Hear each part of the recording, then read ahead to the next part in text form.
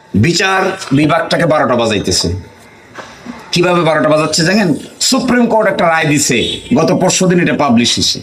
বলছে 3 মাসের ভিতরে সচিবালয় প্রতিষ্ঠা করো, আর বলছে সুপ্রিম কোর্টের নিয়ন্ত্রণ থাকবে সুপ্রিম কোর্টের উপরে, রাষ্ট্রপতির উপরে নয়।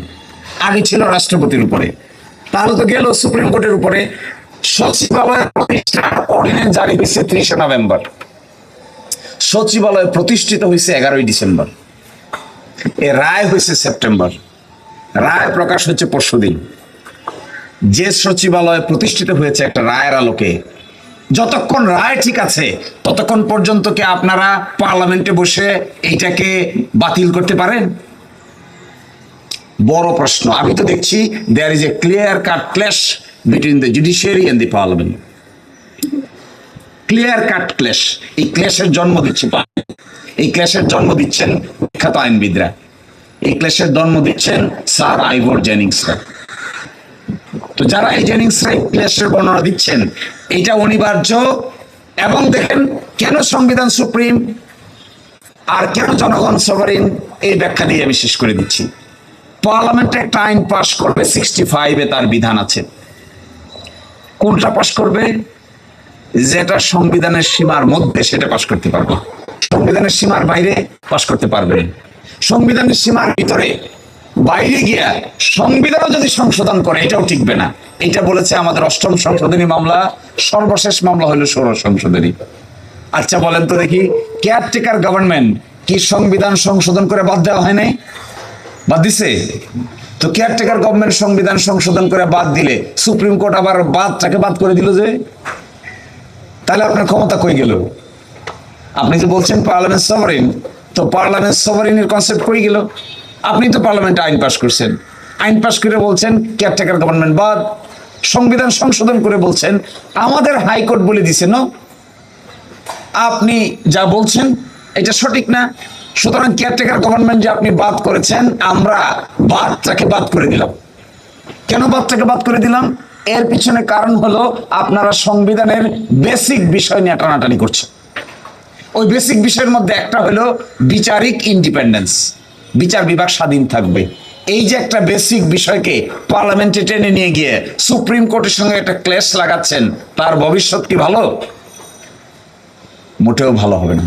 ক্লেশ হচ্ছে, সুপ্রিম কোর্ট বলছে আমি ইন্ডিপেন্ডেন্ট থাকতে চাই, তারা বলছেন তোমাদেরকে আমরা দিতে চাই না। সুপ্রিম কোর্টের আগের জাজমেন্টগুলোতে বলা হচ্ছে independence of judiciary is the basic structure of the constitution. তুমি যত বড় পার্লামেন্টেই হও না কেন, পার্লামেন্টে বসে এই বেসিক স্ট্রাকচার যেগুলো, এগুলোকে ডিস্ট্রয় করতে পারবা না। তাহলে ইন্ডিপেন্ডেন্স অফ জুডিশিয়ারি যে বেসিক স্ট্রাকচার ধ্বংস করে ফেলতেছেন পার্লামেন্টে বসে। কয়দিন পরে সুপ্রিম কোর্টের আপনাদের মধ্যে যখন ক্ল্যাশ হবে, তখন বুঝবেন মজা কারে বলে। অনিবার্য ক্লেশ লাগাই দিচ্ছে।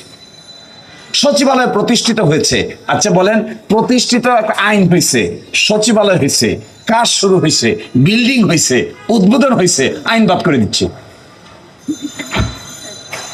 উচিত কি হওয়া উচিত ছিল?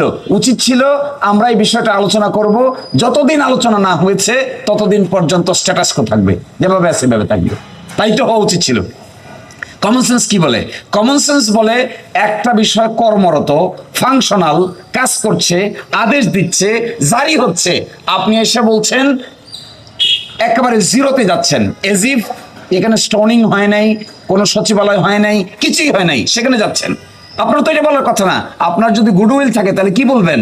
ওকে, we will review the policy, we will discuss it in the parliament, we will talk to the relevant authorities, in the meantime let it be maintained status quo. যতদিন সেটেল না হয়েছে ততদিন যেভাবে সেভাবে থাকার কথা। আপনি তো এটাকে আন্ডান করে দিচ্ছেন, ডান জিনিসকে আন্ডান করে দিচ্ছেন, একটা ডান জিনিসকে আন্ডান করে প্যাভিলিয়ন প্রান্তে ফিরিয়ে নিয়ে যাচ্ছেন। কেন? ওয়াই? গুম কমিশনের অধীনে, গুম আইনের অধীনে ট্রাইব্যুনাল এস্টাবলিশ হয়েছে, আপনি আইন বাদ করে দিচ্ছেন, তা ট্রাইব্যুনাল তো আছে। আপনি সুপ্রিম কোর্টের বিচারক নিয়োগের অধীনে বিচারক নিয়োগ হয়ে গেছে, বিচারকদেরকে ঠিক রাখছেন, আইনটা বাদ করে দিচ্ছেন, তাহলে বিচারকদের বাদ করে দেন। যে আইন করেছে জুডিশিয়াল অ্যাপয়েন্টমেন্ট কমিশন, এই আইনের অধীনে 26 জন হাইকোর্টের বিচারক নিয়োগ হয়েছে, আইনটা আপনি বাতিল করে দিচ্ছেন। 26 জনের ভাগ্য কি? তাহলে বলেন যে 26ও বাতিল, আইনও বাতিল। নতুন আইন নিয়ে আজকে পাশ করেছে। আমার বিবেচনায় today this moment is a black day for independence of justice. Today we are standing in a very historic place. Contextualized, this place is very historic in the context of Bangladesh. Sitting on this stage দাঁড়িয়ে থেকে, along with my friends and senior colleagues and intellectual people, I am trying to identify this moment is a black day for independence of justice. এর চাইতে বড় কালো moment আর হতে পারে না। একদিকে সুপ্রিম কোর্ট রায় দিয়ে স্বাধীন থাকতে চায়, আরেকদিকে পার্লামেন্টে পাশ করে পরাধীন করে ফেলতে চায়। This is something really dangerous. তো আমার আহ্বান থাকবে, যত বড় স্কলারই আপনারা আহ্বান করেন না কেন, এটা is not the right approach. Come to the right approach, follow the verdict of the people. People are the ultimate sovereign.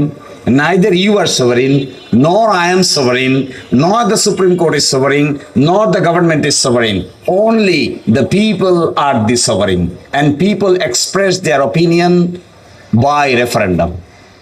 Follow the referendum, comply with the result of the referendum, because this is the ultimate solution to the whole problem.